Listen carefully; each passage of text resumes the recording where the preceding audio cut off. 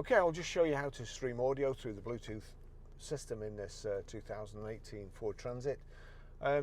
So the phone is already paired to the vehicle.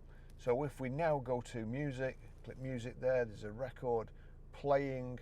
It's turned down at the moment, but if you click there, sync at the bottom, that shows you you've got a choice between iPhone and sync.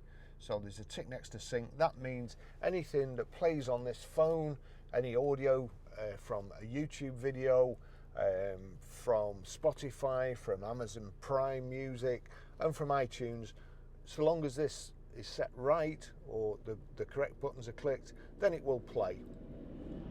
So it's playing, we go to the music, over to the system, and you've got your auxiliary button here, 4 buttons down, auxiliary. Again, I'm going to turn this down.